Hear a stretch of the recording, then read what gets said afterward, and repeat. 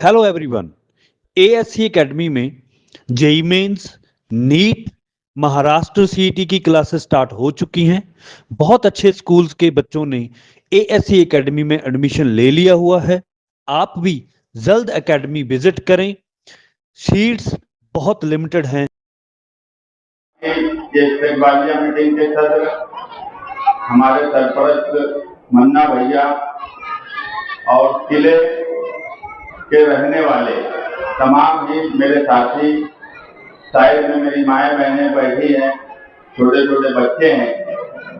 आज का इस्तेकबालिया प्रोग्राम किला झोपड़पट्टी बचाओ कमेटी ने रखा है।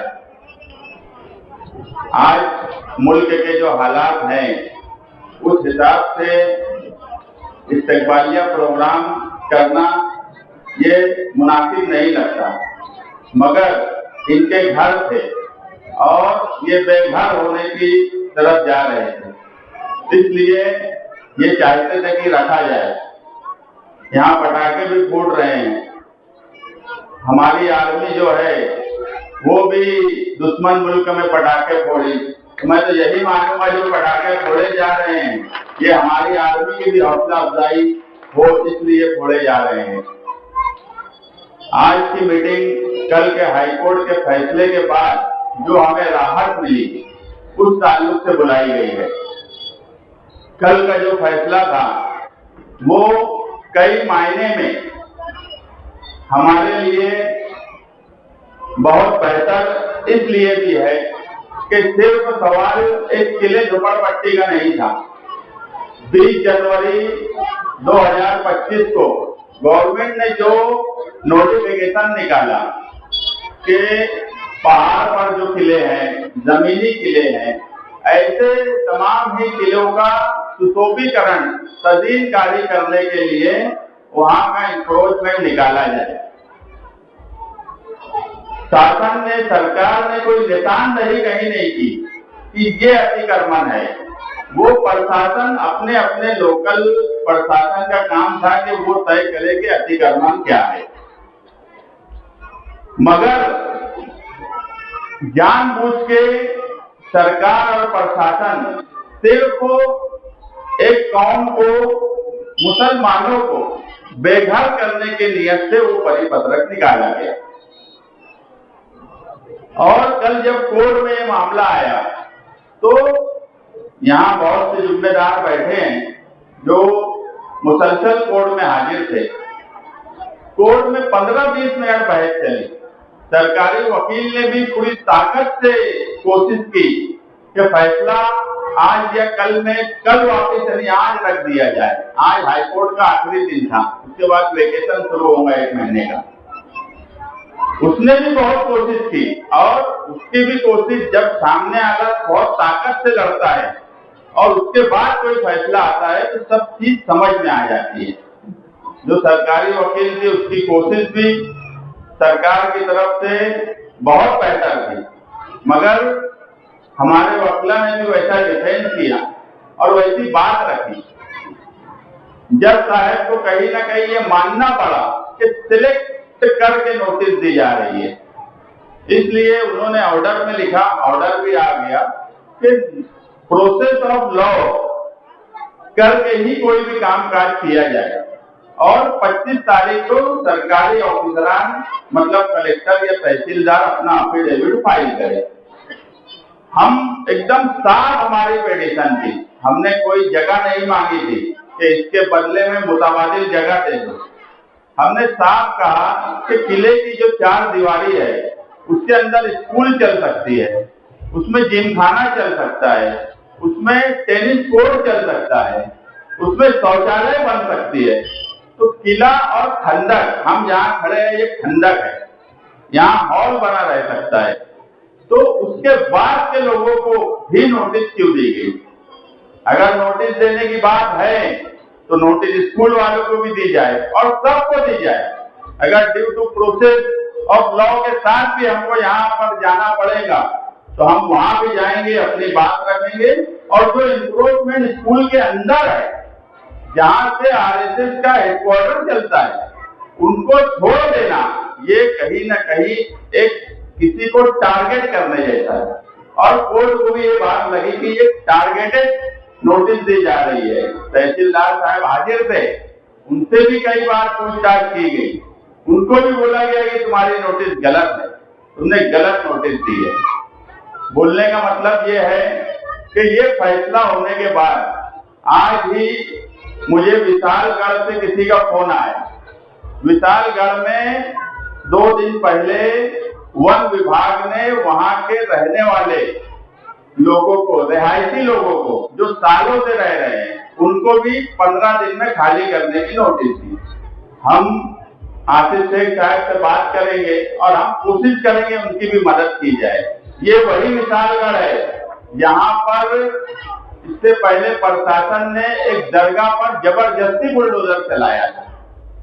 तो ये माइनॉरिटीज इस रियासत में जहां भी परेशान है, हम हमेशा बोलते हैं कि मालेगांव शहर रास्ता दिखाने का काम करता है और ये फैसला भी कहीं ना कहीं रास्ता दिखाने का फैसला है। ये लड़ाई अभी खत्म नहीं हुई है। 133 जो रहने वाले लोग हैं वो कोर्ट में गए हैं, उनको राहत मिली है। मैं यहाँ की किला झोपड़पट्टी बचाव कमेटी की जिम्मेदारान हैं, अगर इनके साथ और लोग जुड़ते हैं तो मैं इनसे यही कहूंगा कि उनको जोड़िए। हमें सबको साथ लेकर चलना चाहिए। अगर जो भी लोग तुम्हारे साथ आते हैं तो उनको जोड़िए, और अगर ड्यू टू प्रोसेस से भी हमें जाना पड़ेगा तो हमें पता है कि जज साहब ने कहा कि जो रिकॉर्ड दिख रहा है पेटिशन में, 40 साल से कुछ लोग वहां रह रहे हैं और उनको तुम एक नोटिस देके बोलते हो कि तुम यहाँ से जाओ। आप 40 साल से पहले से रह रहे हो। अभी वो भी पेपर हम निकालने की कोशिश करेंगे, वो भी कागजात निकालिए कि हम और कितने साल पहले से रहेंगे, क्योंकि ये लड़ाई अभी खत्म नहीं हुई है, ये अभी की राहत है। 31 मई तक जिस हिसाब से शासन और प्रशासन काम कर रहे थे उसमें हमें राहत मिल गई है, मगर लड़ाई हमारी बाकी है और लड़ाई इत्तेहाद के साथ और मिलकर लड़ने की जरूरत है, क्योंकि इस शहर में गुमराह करने का काम भी हमेशा से होता आया है। मगर हजरत जो बोले कि मैं एक दिन पहले अजीतजादा पवार के पास गया, उनको बोला कि पर्याय जगह दिए बगैर, मुतबादिल जगह दिए बगैर कोई जगह खाली नहीं होगी। ये तो अव्वल दिन से ये बात थी कि मुतबादिल जगह देंगे। 24 मई को डिप्टी डीवाईएसपी, एडिशनल कलेक्टर, तहसीलदार, फरहान साहब, कारपोरेशन के आला अधिकारी, ये सब मेरे साथ उस जमीन के दौरे पर थे।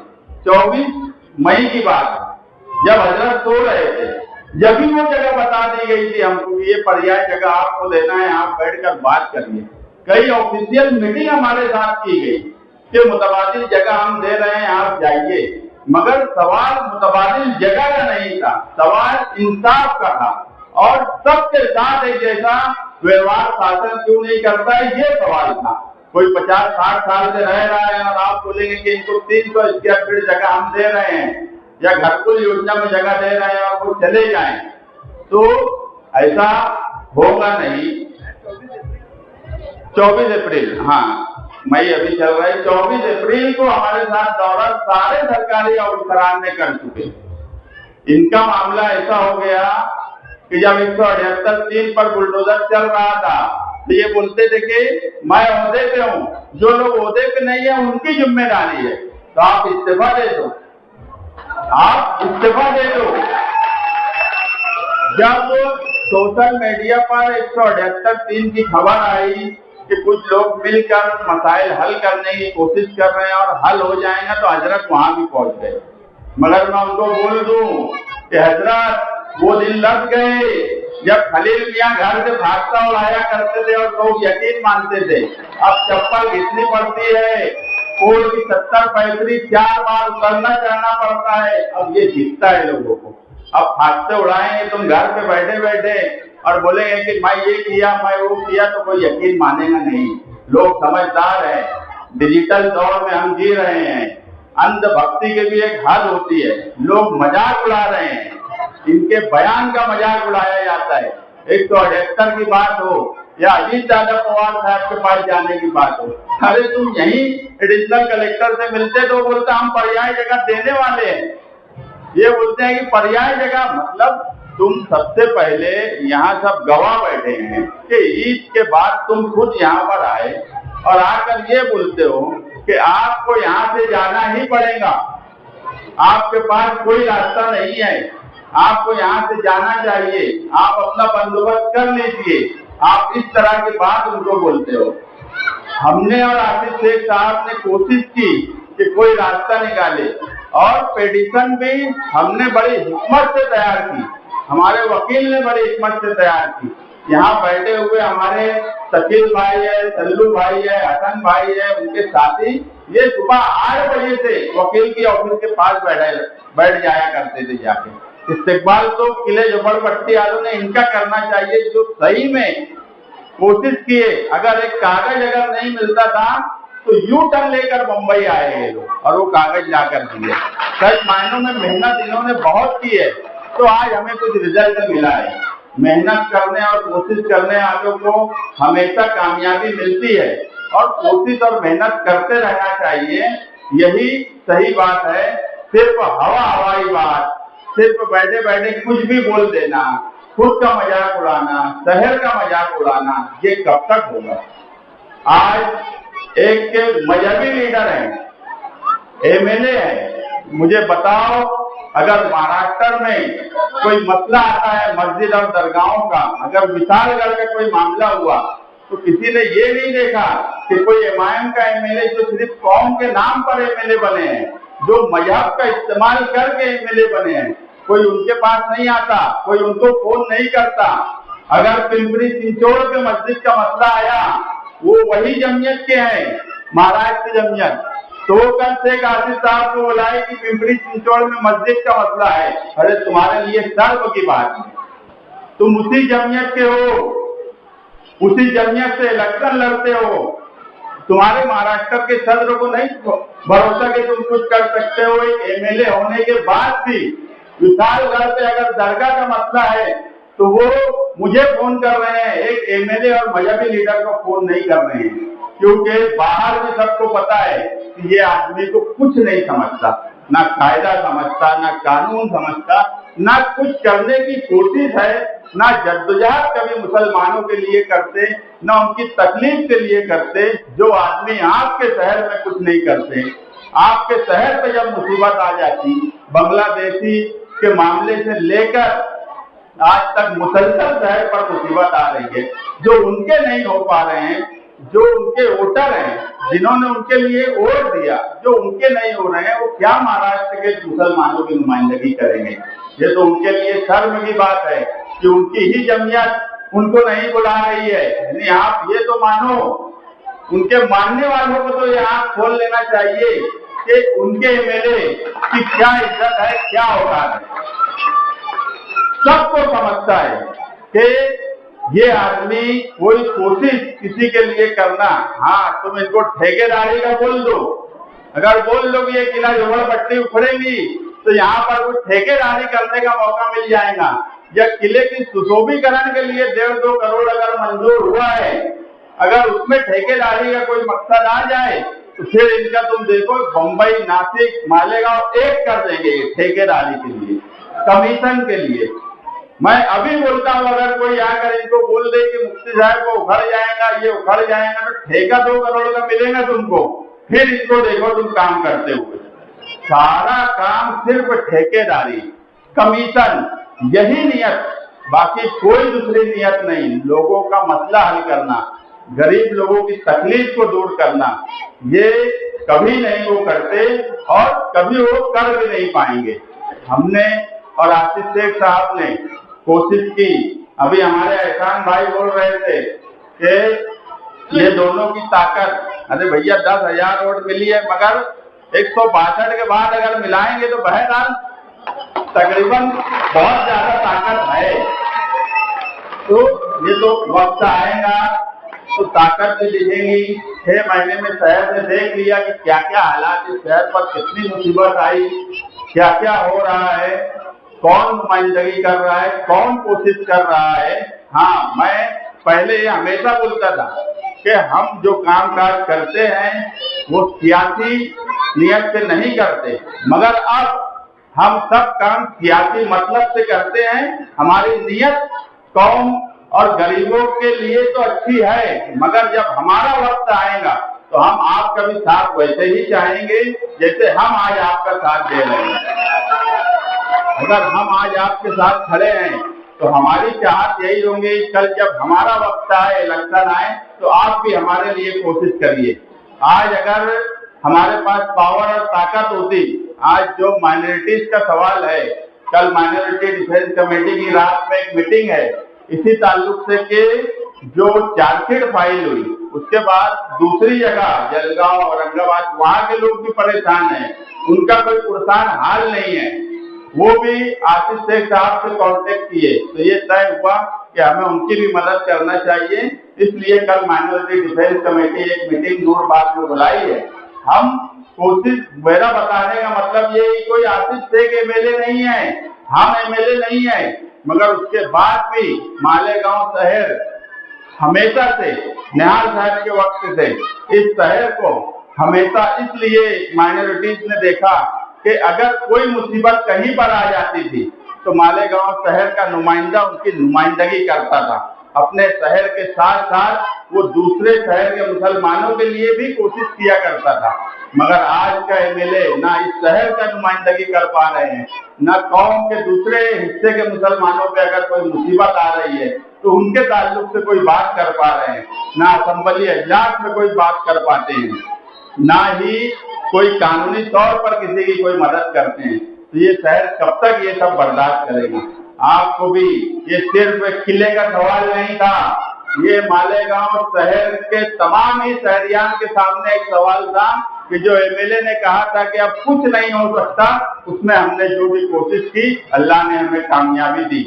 आप सब लोग जो इसके लिए कोशिश किए, जो हाईकोर्ट आए गए, यहाँ मेरी माएँ बहनें बैठी हैं जिन्होंने दुआएं की, मैं सबका शुक्रिया अदा करता हूँ कि आप लोगों का साथ इसी तरह रहना चाहिए ताकि आगे भी हमारी लड़ाई अभी चलेगी। आज मसला हल नहीं हुआ है, मैं फिर एक बार कह रहा हूँ, आज मसला हल नहीं हुआ है, आज हमें वक्ती राहत मिली है, मगर हम कोशिश जरूर करेंगे कि ये मसला हल हो और इंसाफ सबके साथ बराबर होना चाहिए।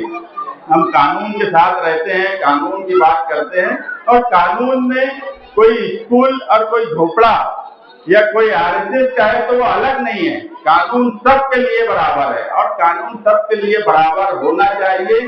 प्रशासन ने भी ये बात सोचना चाहिए कि वहां पर 10 खोली कारपोरेशन की दीवार के ऊपर कारपोरेशन ने जो 10 खोलियां बनाई है, जहाँ पर कुछ समाज के दूसरे समाज के लोग रहते हैं, बराबर बोल रहा हूं मैं, वो 10 खोलियों को नोटिस नहीं दी गई, वो किले की दीवार के ऊपर है, यानी खुला। यदि मैं बोलूं तो फिरका परस्ती के तहत नोटिस देने का काम प्रशासन करता है। प्रशासन ने भी सोचना चाहिए कि अगर कोई जीआर आया है तो उसको सही से पढ़े और उस पर अमल बजावनी करे। अगर आज भी प्रशासन सबको नोटिस देगा तो हम ड्यू टू प्रोसेस से भी प्रशासन के सामने अपनी बात रखने के लिए काबिल हैं। हमारे लोग, हमारे साथ जो लोग जुड़े हैं, उनका पेपर वर्क भी वैसा है कि हमें पूरा एतमाद है कि हम हर चीज साबित कर सकते हैं। मगर ये क्या बात होती है कि कुछ लोगों को तुम सिलेक्ट करो और कुछ लोगों को छोड़ दो, इससे कहीं ना कहीं ये बात सामने आती है कि तुम जानबूझकर मुसलमानों को तकलीफ देने का मकसद वो जीआर के जरिए तुम कर रहे हो, वो परिपत्रक के जरिए कर रहे हो, ये नहीं होना चाहिए। हम आप लोगों के साथ हैं, इस शहर के साथ हैं, इस शहर पर जब भी मुसीबत आएंगी इंशाअल्लाह हम दोनों साथ में खड़े रहेंगे। हमको बहुत बोला गया किले के मामले में, हाईकोर्ट के ऑर्डर आने से पहले तक लोगों ने फोन करके बोला कि क्या जरूरत है तुम लोगों को, क्यों बिला वजह तुम लोग लगे हो, जिसको वहां वोट दी गई, जिनको वोट दी गई वो करेंगे ना जो करना है। मगर हमने उनको एक ही बात बोली, ठीक है वोट उस वक्त नहीं दिए, मगर आज बुलडोजर चल गया किले पे तो वो सिर्फ किले झोपड़पट्टी में बुलडोजर नहीं चलेगा, हमारे मालेगांव शहर की आबरू पे, हमारी इज्जत और हम पर भी एक बुलडोजर चलने जैसी बात हो जाएगी और हम नहीं चाहते ऐसा। ये कोई एक बस्ती पे चल गया तो बस बात खत्म हो गई, ऐसा नहीं है। जो आजादी के वक्त से बचे हुए लोग हैं उन पे बुलडोजर चलेगा और हम सिर्फ ये सोचेंगे कि यार वहां हमको वोट नहीं मिली इसलिए हम उनका काम नहीं करेंगे, तो ऐसा नहीं है। मगर आगे हम जरूर चाहेंगे कि हमें ताकत दो, वोट भी दो। यानी मैं इलेक्शन नहीं है, मैं साफ साफ बोल रहा हूँ कि ताकत दो, वोट दो, हमारे लिए ताकत बनो। अगर हमें ताकत मिलेगी तो ये ताकत का इस्तेमाल हम आज से ज्यादा बेहतर तरीके से कर सकते हैं। आने वाला वक्त कारपोरेशन इलेक्शन का है, हर चीज कारपोरेशन से जुड़ी होती है। अगर वहाँ अच्छे काबिल लोगों को आपने नहीं भेजा, ऐसे ही अनपढ़ जाहिल जिन्हें कुछ नहीं समझता उनको भेजा, तो आप भी गए, आपका शहर भी गया, कुछ नहीं मिलने वाला। क्योंकि ये लड़ाई जो है ये कारपोरेशन से मिली हुई लड़ाई है, इंक्रोचमेंट और अतिक्रमण की। तो अब आपको भी सोचना चाहिए कि गलतियां हो गई। मैं क्या बोला कि खलील मियां भागता उड़ा रहे, अभी भी घर पे बैठे उड़ाते रहेंगे, इलेक्शन तक उड़ाते रहेंगे। मगर अब आपको देखना है कि भागता उड़ाने वाला सिर्फ भागता ही उड़ा रहा है, ना किप्पल घस रहा है, ना कोशिश कर रहा है। इसलिए समझदारी से आप लोग फैसला करिए, समझदारी के साथ, इत्तेहाद के साथ कोशिश कीजिए। हम आतिश शेख साहब और हम हर तरीके से आपके साथ खड़े रहेंगे। हमारी कोशिश हमेशा यही रहने वाली है कि किसी के साथ अगर नाइंसाफी होती है तो उसके साथ खड़ा रहा जाए, उसके लिए इंसाफ की कोशिश की जाए, और वो कोशिश हम कर रहे हैं और इंशाअल्लाह आगे भी करते रहेंगे। शुक्रिया।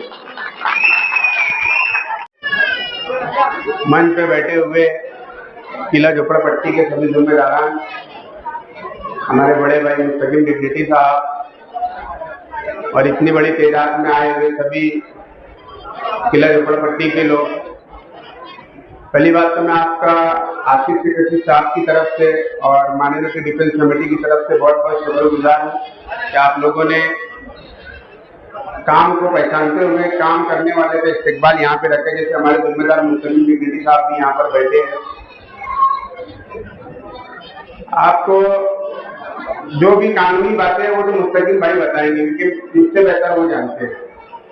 लेकिन आज मैं ये बोलना चाहूंगा आप सबको, क्या इनमें ऐसे बहुत से लोग, माजरत के साथ बोलना चाहूंगा मुस्तकिम भाई, जो इसी जगह पर बैठकर जब हमारे खानादे के ऊपर इल्जाम तराशी हो रही थी तो तालियां बजा रहे थे, उनके कानों तक की भी आवाज आ रही होगी।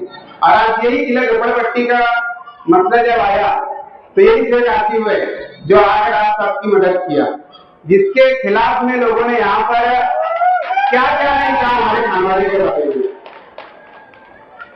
असल में बात ऐसी होती है, झूठ को इतनी शिद्दत से बोलने के इंसान उसको सच मानने लगे।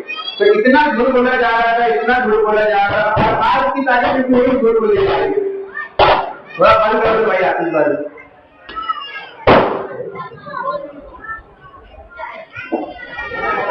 तो बोलने का मतलब ये है कि शहर ने जिसको जिम्मेदारी दिया था वो शहर से गायब है। और अभी पिछले दिनों मैंने एक बयान सुना कि मेरी मेम्बरी चली जाएगी। मुस्तकिम भाई ऐसा होता है क्या? प्राइवेट जगह है, जगह प्राइवेट है ना, सरकारी काम की मेम्बरी नहीं जाती। तुम्हारे पास तो पावर है ना, ये तो मालूम जाए इसको देखो, कोई पावर नहीं है, कोई नहीं है जो आगे बढ़ मुस्तकिम। फिर भी अल्हम्दुलिल्लाह 25 जून तक के हाईकोर्ट से आपके लिए ऑर्डर लेकर आए, इसका बोलते हैं महिला। अब कौन बताया गाँव वाले को कि जिसको कानून की समझ है उसको पहचानो, जिसको कुछ भी समझ नहीं है। आसिफ भाई ने कल मुंबई हाईकोर्ट से मैंने आसिफ भाई का एक बयान सुना, मुझे बहुत खुशी हुई कि मैं तो ये बोलना चाहूंगा कि मुस्तकिम डिग्निटी और शेख आसिफ से पीछा लेने की जरूरत नहीं है। शेख आसिफ या मुस्तकिम डिग्निटी के जो समझदार वर्कर होगा तो मुफ्ती साहब ने आके उनसे पीछा ले लेना, क्योंकि इतना रोल करके लगा आसिफ का अजीब नुमाइंदा अपने शहर का। बोले मेरी मेम्बरी चले जाएंगे। अरे अल्लाह के बंदे, तुम लोग समझेगा तो मेम्बरी जाएंगी ना। जिनके पास में कुछ होते नहीं है अल्लाह उनसे काम ले रहे। और मैं शहर के आवाम से यही बोलना चाहूंगा कि जो काम करने वाले आप उनको पहचानो। अब जो आपके पास में आते हैं ना मददी बातें होकर मदद की आड़ में अपने काम करके चले जाते, ऐसा नहीं है। मदद के काम ये लोग भी करते लेकिन दिखावा नहीं करते। ये अपनी सोच लेके चल रहे हैं आवाम की खिदमत कैसे की जाए। यदि वो आवाम की खिदमत करने आ गए तो वो रात बंद करने ही आए तुम्हारे पास में, ये आ रहे हैं ना, तो एक ही चेहरा लेकर तुम हमारे पास में तुम काम ना हो, तुम्हारा काम करने के लिए बैठे। और आज इन्होंने काम करके बताया अल्लाह से दुआ करो कि दोनों भाइयों को मेरे अल्लाह इतनी ताकत दे, इतनी कुव्वत दे के आगे भी ना सिर्फ किला झोपड़पट्टी बल्कि पूरे शहर की इसी तरह का वो नुमाइंदगी करते रहे। इसमें आपका बहुत साथ की जरूरत है। और एक चीज बोलना चाहूंगा, यहाँ बहुत डिजाइन दस्ता बोलते हैं, तो जाकर सवाल करो। डिजाइन दस्ते से मैं ये सवाल करना चाहूंगा, जाकर सवाल करो तुम्हारे एमएलए से कि जब ये किला झोपड़पट्टी का मामला आया था तो तुम क्यों नहीं गए। आज जाकर सिर्फ यूट्यूब के ऊपर जाकर अजीत दादा के साथ में बैठकर पुराना फोटो बता करके कि मैंने मसला हल करा। अरे अल्लाह के बंदे इतनी तो समझ लेना चाहिए क्या इससे हाईकोर्ट में दिया, वो अजीत दादा डिप्टी सीएम है, तो वो इससे देने का जो मसला था वो माइनॉरिटी डिफेंस कमेटी के वकीला ने आशीष शेखर साहब, मुस्तकीम त्रिवेदी साहब, तान साहब ने इन्होंने हल किया है। इसमें आमदार की कोई भी अमल दखल नहीं है, बस जहां देखेंगे दूसरे के बच्चों को अपना नाम देने के लिए हजरत पहुंच जाते हैं। ये बहुत गलत हरकत है, ये नहीं होना चाहिए। और आवाम ने भी एक चीज सोचना चाहिए कि काम करने वाले को देना नहीं। आज इसी जगह के ऊपर से मुझे अच्छी तरीके से याद है कि हमारे घराने के ऊपर हमारे लोगों के ऊपर इतने बेबुनियाद इल्जाम लगाए गए थे, और आज यही चीज गवाह और ये लोग गवाह कि किला झोपड़पट्टी का मामला है तो ये शेख हफीज खानवानी का एक बेटा था शेख हाफिज, जिसने आगे आकर आप लोगों का साथ देने का काम किया। तो आपकी भी एक जिम्मेदारी बनती है कि आने वाले वक्त में जब भी आशीष शेखर साहब, मुस्तकीम त्रिवेदी साहब को आपकी जरूरत पड़े तो ईमानदारी में जैसे लोगों ने आपका साथ दिया तो आपका भी काम बनता है कि आप भी उनका उसी तरीके से साथ दे, तो आप सब साथ देंगे ना आगे भी। और आज दुआ करे कि अल्लाह दोनों को हिम्मत दे, ताकत दे कि आप लोगों के लिए उनमें तन मन धन से हर चीज से वो लगे। आज कोर्ट के जो काम है मामूली काम नहीं है। आज आप मालेगांव कोर्ट में जाएंगे तो आपकी समझ बन जाएंगे। ये दोनों भाई तो मुंबई हाईकोर्ट तक जाकर आपकी लड़ाई लड़ रहे हैं। तो आप सबसे यही गुजारिश है कि असली जो लोग हैं, जो काम करने वाले लोग, उनको पहचानो, और जो मदद का लिबासा होल्ड करा रहे हैं उनको भी पहचानो। वो आपके कोई काम आने आया है नहीं। इतनी बार किला झोपड़पट्टी में उन्होंने रॉड मारे, लोग कोई बता सकता है क्या? नहीं मारे। अभी सर्वे नंबर 178 का जो मसला आया, जब सब हो गया वहां पर तब जाकर हजरत ने रॉड मारे, जब तुम्हारी मेंबर नहीं जा रही थी तब लोगों ने जब तुम पे हंसे तो जब तुमने जाकर वहां पर रॉड मारे। तो ये बोलने का मतलब है कि जिसको कानून समझता है, जिसको सब कुछ सोच समझ है सियासत की, जो सिर्फ अपना जाति फायदा नहीं देखते, ये दो ही लोग थे जो तुम्हारे खाना बताना खड़े थे। तो आप लोगों से गुजारिश है कि लोग आपकी दुआ में भी याद रखिए, अपनी माँ बहनों से भी बोलूंगा आने वाले वक्त में जब भी आपको इनकी जरूरत पड़ेगी हमेशा आपके लिए खड़े हैं।